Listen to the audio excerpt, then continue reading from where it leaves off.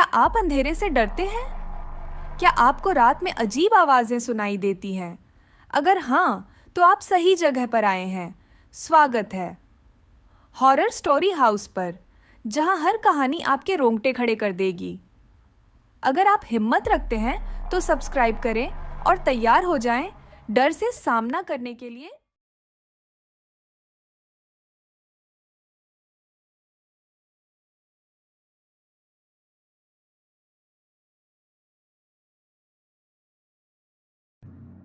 आसमान में रात का अंधेरा चारों तरफ फैला हुआ था। उस काले आसमान में कहीं भी चांद नजर नहीं आ रहा था। शायद आज अमावस की अशुभ रात थी। सर्दी का महीना चल रहा था।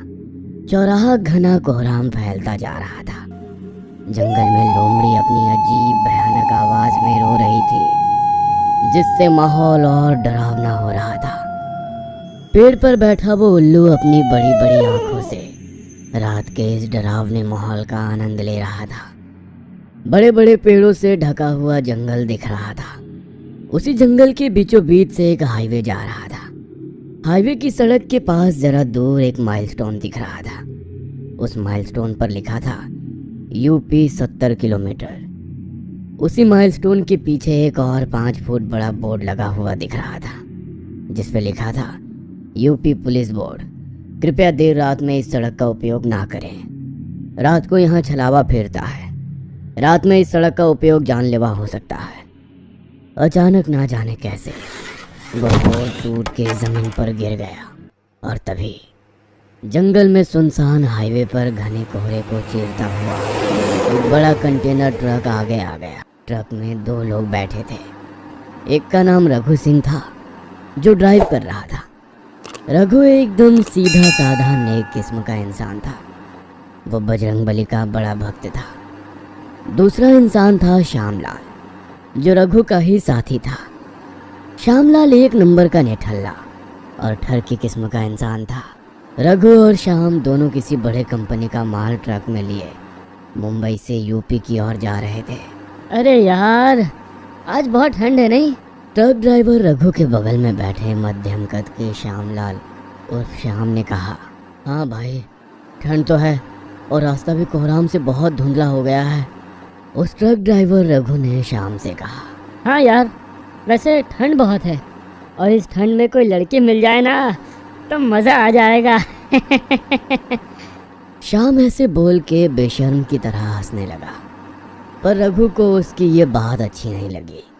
इसलिए वह गुस्सा हो गया और बोला, अबे हरामी, चुप साले, ज़्यादा निठल्ला ना बन, वरना एक दिन इसी लड़की की वजह से ज़िंदगी से हाथ धो बैठेगा। हाँ। रघु की बात हमेशा की तरह श्याम ने एक कान से सुनी और दूसरे कान से छोड़ दी। अरे रघु, आगे देख। श्याम ने आगे रास्ते की ओर देखते हुए कहा। थोड़ी दूर सड़क पर एक लाल साड़ी वाली औरत खड़ी थी। हे बजरंगबली, इतनी ठंड में ये कौन है, और वो भी इस वक्त इस सुनसान हाईवे पर? कहीं कोई भूत तो नहीं है? रघु ने एक बार श्याम को तो कभी सामने सड़क पर उस औरत को देखकर ये शब्द कहे। अबे रघु, पागल हो गया है क्या? सामने लड़की खड़ी है और तू भूत बोल रहा है? चल गाड़ी रोक और बेचारी को लिफ्ट देते हैं। श्याम ने रघु पर जरा सा चिल्लाते हुए कहा। अरे पर रघु ने इतना कहा होगा कि श्याम ने वही वाक्य तोड़ दिया और बोला, तुम्हें मेरी कसम है रघु, गाड़ी रोक दे।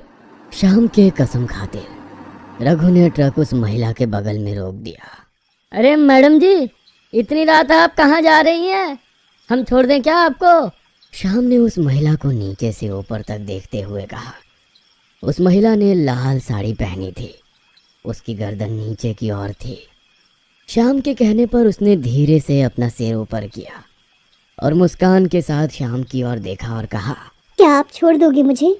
उसकी आवाज़ थोड़ी अलग थी, जैसे वो खिलखिलाते हुए बोल रही हो। श्याम उस महिला को पागलों की तरह देख रहा था। उस महिला का चेहरा बहुत सफ़ेद था, एक सामान्य व्यक्ति की तुलना में बहुत अधिक सफ़ेद, जैसे एक रशियन लड़की की हो। क्या आप छोड़ दोगे मुझे? उस महिला की फिर से आवाज़ आई। आवाज़ के साथ श्याम का उसके शरीर से ध्यान हट गया। अरे क्यों नहीं, आइए ना। श्याम ने जरा सा हड़बड़ाते हुए कहा। उस औरत ने अपना हाथ बढ़ाया। श्याम उसका हाथ देखकर बिल्कुल पागल सा हो गया। श्याम कुछ देर तक उस सफेद मुलायम हाथ को यूं देखता ही रह गया। जी, मैं अंदर आ जाऊं? उस महिला ने फिर से कहा। श्याम फिर से अपनी होश में आ गया और उसने उस महिला का हाथ अपने हाथ में ले लिया। उस महिला का हाथ श्याम को बहुत ठंडा लगा था, मानो कोई मरी हुई लाश मुर्दे का हाथ हाथ में पकड़ा हुआ हो। लेकिन श्याम ने इसके बारे में ज्यादा नहीं सोचा। लाल साड़ी पहनी महिला श्याम के पास आकर बैठ गई। तभी रघु ने महिला की तरफ देखा और अपना ट्रक स्टार्ट किया और फिर से सड़क पर चलाने लगा। श्याम उस महिला की तरफ ही देख रहा था, लेकिन उस महिला का ध्यान पूरी तरह सामने था। बहन जी, आप इतनी रात को यहाँ क्या कर रही थी? रघु ने उस महिला से सवाल पूछा। महिला ने सामने की ओर देखते हुए ही जवाब दिया। मेरी मौसी की बहन की शादी थी, मैं वहां से लौट रही थी। रास्ते में मेरा स्कूटर खराब हो गया। उस महिला ने अपनी अजीब सी आवाज में कहा। बहन जी, मैंने आपकी स्कूटी नहीं देखी। वो रघु ने आगे देखते हुए गाड़ी चलाते हुए कहा, लेकिन उस महिला ने उसकी बात का कोई जवाब नहीं दिया। तो रघु ने फिर कहा, अब बहन जी, आपकी स्कूटी? अरे रघु, चुप हो जा यार, उनकी स्कूटी होगी वहीं कहीं। स्कूटी लगा रखा है, हम छोड़ देंगे ना उन्हें। श्याम ने रघु की ओर गुस्से में देखते हुए कहा। वैसे रघु जरा सा चुप बैठ गया। जी, आपका नाम क्या है? श्याम ने महिला की ओर देखते हुए कहा। मेरा नाम अनामिका है। वाह, क्या बढ़िया नाम है। श्याम ने अनामिका की ओर देखते हुए कहा। साला नौटंकी, चला मस्का लगाने। श्याम के वाक्य पर रघु ने मन ही मन कहा, वैसे आप इस साड़ी में बहुत अच्छी लग रही हो। क्या आपकी शादी हो गई है? श्याम ने अनामिका की ओर देखते हुए कहा। वैसे अनामिका ने इतना ही कहा। जी हाँ। अनामिका ने इतना कहा ही था कि रघु जोर जोर से हंसने लगा। अबे हंस क्यों रहा है? मजाक हुआ है क्या? श्याम ने रघु पर चिल्लाते हुए कहा। हाँ तो बड़ा मजाक हुआ है। रघु फिर हंसते हुए बोला। अरे ये पागल है, ऐसे ही हंसता रहता है। श्याम ने अनामिका की ओर देखा और मुस्कुराते हुए कहा, पर अनामिका का पूरा ध्यान सामने था।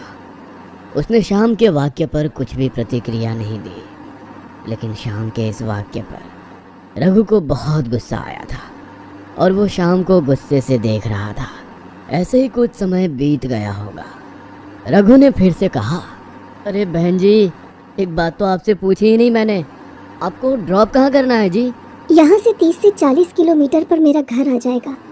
अनामिका सामने की ओर देखते हुए बोली। जंगल की सड़क पर ट्रक के अलावा और कुछ भी नहीं था। चारों तरफ सुनसान इलाका था। अंधेरे ने उस जंगल को भी अपने आगोश में ले लिया था। ट्रक हाईवे की सड़क से तेजी से आगे बढ़ रही थी। अचानक ट्रक का एक पहिया गड्ढे के अंदर से गया और ट्रक को एक झटका लगा। उसी समय अनामिका का हाथ श्याम पर पड़ा। वैसे श्याम ने अनामिका की ओर देखा। दोनों ने एक दूसरे की ओर देखा और अनामिका एक पल के लिए शर्मा गई। 5-10 मिनट के बाद अचानक ट्रक में कुछ गड़बड़ हो गई। रघु ने ट्रक हाईवे के सड़क के पास रोक दिया। क्या हुआ? ट्रक क्यों रोकी? श्याम ने रघु की ओर सवाल भरी नजर से देखते हुए कहा। लगता है कुछ प्रॉब्लम हो गया है, रुक मैं देखता हूँ। इतना कहकर रघु ट्रक से नीचे उतर गया। श्याम ने हल्के से अनामिका की तरफ देखा तो वो चौकन्ना रह गया, क्योंकि पास की सीट खाली थी। अरे ये अनामिका कहाँ गई? श्याम ने खुद से कहा और इधर उधर देखने लगा। तभी उसे दिखा कि अनामिका थोड़ी दूर जंगल में एक पेड़ के पास खड़ी थी और श्याम को प्यार से मुस्कुराकर देख रही थी और वो उसे अपने पास आने का इशारा कर रही थी। अनामिका के चारों ओर एक सफेद रंग का कोहरा फिर रहा था, जो कुछ अशुभ घटना की आभास करवा दे रही थी। ये कुछ अपरिचित, अमानवीय, अप्रिय है। उससे दूर रहने में ही भलाई है। इसके पास जाने पर जान भी जा सकती है। लेकिन वासना में डूबे हुए श्याम को तो जैसे इन सब से कोई लेना देना ही नहीं था। हवस का नशा इतना गहरा था कि श्याम को खुद पर काबू नहीं रहा। वह ट्रक से नीचे उतर आया। बाहर आते ही शरीर को ठंड लगी, लेकिन हवस के सामने ठंड कुछ नहीं थी। श्याम आसपास की झाड़ियों से होते हुए जंगल में घुस गया। लाल साड़ी पहनी हुई अनामिका श्याम से 20 मीटर दूर पीठ पीछे चलती हुई आगे जा रही थी और श्याम उसके पीछे पीछे जा रहा था। श्याम अपने आगे की ओर चलती हुई अनामिका को हवस भरी नजरों से देख रहा था, लेकिन उसे एक बात ध्यान में नहीं आई कि वह अनामिका के पीछे पीछे चलते चलते जंगल के बीच में आ गया है। एक तरह से वो एक भयानक जाल में फंस गया था, जिससे निकलने का केवल एक ही रास्ता था, मौत। ए श्याम, जरा स्क्रू ड्राइवर लाना, रघु ने जोर से बोला, लेकिन उसके सवाल पे सामने से कोई जवाब नहीं आया। ए श्याम, ए श्याम, रघु ने फिर श्याम को आवाज लगाई, लेकिन कोई जवाब नहीं आया। साला क्या घटिया किस्म का इंसान है, लड़की मिल गई तो दोस्त को भूल गया। हरामी साला, रघु अपने आप से बोला और वो खुद ही स्क्रू ड्राइवर लेने ड्राइवर सीट के पास आया। जैसे ही वो ट्रक के दरवाजे पर पहुंचा, उसने दूसरी आवाज दी और अंदर झांक के देखा, लेकिन अंदर कोई नहीं था। दोनों सीटें खाली थी। यार, ये दोनों कहाँ गए? रघु ने खुद से ही कहा। उसने स्क्रू ड्राइवर उठाया और अपना काम करने चला गया। ओ अनामिका जान, रुको ना, कहाँ तक ले जाओगी? वैसे भी यहाँ कोई देखने वाला नहीं है। श्याम ने अनामिका की ओर अजीब से मुस्कान के साथ देखते हुए कहा। अनामिका उसकी बात सुनकर रुक गई। श्याम के चेहरे पर मुस्कान फैल गई और वो उसकी ओर चलने लगा। अनामिका जान, इधर देखो ना। श्याम ने उसके कंधे पर हाथ रखा और उसकी पीठ से लिपट गया। जैसे ही श्याम ने उसे गले लगाया, उसके नाक में एक सड़ी हुई गंध घुस गई, जैसे कोई चूहा मरा हुआ हो। श्याम उस बदबू को सहन नहीं कर पाया और उसने अनामिका को आगे धकेल दिया। छी, कितनी बदबू आ रही है, श्याम ने अनामिका की ओर देखते हुए कहा। इस वाक्य पर अनामिका ने मुड़कर उसकी ओर देखा। जैसे ही श्याम ने अनामिका का चेहरा देखा, श्याम के शरीर पर एक तेज कांटा खड़ा हो गया। कुछ देर पहले अनामिका के सुंदर रूप ने अब भयानक रूप ले लिया था। उसका पूरा चेहरा जला हुआ था और उसका शरीर एक बूढ़ी औरत की तरह कमजोर था। उसकी आंखें पीली थी, अंधेरे में चमक रही थी, जिसमें एक काला टिपका था। हाथ और पैर के नाखून डायन की तरह बढ़ गए थे, बाल सफेद हो गए थे और उसके सुंदर सफेद दांत भी अब काले दिखने लगे थे। मुंह से लार की तरह एक खास काला तरल पदार्थ निकल रहा था। शाम को दूर लाकर उस छलावे ने उसे अपना असली रूप दिखाया था, जो देख शाम को ठंड में भी पसीना आने लगा। ये रूप उसकी समझने की क्षमता से बाहर था। शरीर में रक्त वाहिकाएं धड़क रही थी और सूज गई थी। कौन हो तुम? अनामिका का भयानक विभत्स रूप देखकर शाम की वासना क्षण भर में ही समाप्त हो गई। वासना की जगह अब डर ने जगह ले ली। डर से उसकी पूंगी बज गई थी। क्या तुमने मुझे नहीं पहचाना? अनामिका के गले से एक भयानक अशुद्ध ध्वनि की आवाज निकली। वह आवाज सुन के शाम के कान के पर्दे फट गए। अनामिका ने अपने काले दांत दिखाते हुए शाम को देख हंस पड़ी और उसने अपने दोनों हाथ फैलाते हुए और अजीब ढंग से मुस्कुराते हुए कहा, मैं वही अनामिका हूँ, तुम्हारी जान। आओ मुझे गले लगाओ ना, आओ। ऐसे कहते ही वह छलावा धीरे धीरे शाम की ओर बढ़ने लगा। अरे नहीं, मेरे पास मत आओ। ये कहकर शाम झाड़ियों में से दौड़ने लगा। पीछे मुड़कर देखने की उसकी हिम्मत नहीं हुई। उस विभत्स रूप को देखकर सचमुच शाम भय से भर गया था। उसके हृदय से धड़कनें धड़कने की आवाज तेजी से आ रही थी और शरीर पसीने से भीग गया था। 10-15 मिनट तक दौड़ने के बाद उसे थोड़ी दूर पर रघु दिखा जो उसे ढूंढ रहा था। ए रघु, ए रघुया। श्याम ने जोर से रघु को आवाज दी। उसका आवाज सुनते ही रघु उसकी ओर मुड़ा। अरे श्याम, तुम कहाँ थे? अरे यार जल्दी चल यहाँ से, चलो मैं तुम्हें रास्ते में सब बताता हूँ। श्याम और रघु ट्रक की ओर चलने लगे। लगभग 10-12 मिनट बाद श्याम को हाईवे पर आगे एक बड़ा कंटेनर ट्रक दिखाई दिया और जो आगे का दृश्य उसने देखा उसे देख श्याम की रूह पैर से लेकर माथे तक कांप उठी। उसने देखा कि रघु ट्रक में ड्राइविंग सीट पर बैठा था। ये रघु यहाँ है, फिर ये कौन है? श्याम ने ऐसे कहते हुए पीछे मुड़ के देखा तो उसे दिखा सामने रघु अपना सिर झुकाए जमीन की ओर देख रहा था। पर सच तो ये था कि वो रघु नहीं बल्कि एक छलावा था। श्याम को सामने अपनी मौत दिखी। जैसे आंखों के सामने किसी को अपनी मौत दिखती है तब हर कोई लटक कर कांपने लगता है, उसी तरह श्याम का डर से अंग कांपने लगा। डर के मारे उसकी आवाज़ खामोश हो गई। श्याम ऐसी अवस्था में था कि उसके गले से सांस भी नहीं निकल रही थी और उसी अवस्था में वो एक एक कदम पीछे हटकर पीछे जाने लगा और इधर उस रघु का रूप लिए आया हुआ छलावा अपनी गर्दन ऊपर उठाने लगा। उसकी पीली, दो काली नोकों वाली पीली आंखें अंधेरे में बाज की तरह चमक रही थी। जिस तरह रात के अंधेरे में घूम रहे कुत्ते और बिल्ली की आंखें रोशनी के संपर्क में आने पर एक खास तरह से चमकने लगती है, उसी तरह उस पिशाच छलावे की आंखें पीली रंग चमकने लगी थी। छलावे ने फिर से अपना भयानक रूप लेना शुरू किया। उसके शरीर से हड्डियां टूटने की आवाज आने लगी, मानो वो छलावा अपना आकार और शारीरिक संरचना बढ़ाने लग गया था। छलावे ने पागलों की तरह अपने अंगों को मोड़ते हुए अपना रूप और शरीर 8-9 फीट तक बढ़ा लिया, जो सामान्य मानव के तर्क से परे था। श्याम उस अमानवीय रूप को अपने स्थिर आंखों से देख रहा था। आखिरी प्रयास के रूप में श्याम ने ट्रक की ओर देखा और जोर से चिल्लाकर रघु को आवाज देने ही वाला था कि तभी किसी ने एक हाथ से उसका मुंह बंद कर दिया। भाग जाएगा है? भाग जाएगा? छलावे के चंगुल से भागेगा? आज तक छलावा के चंगुल से कोई नहीं बचा है।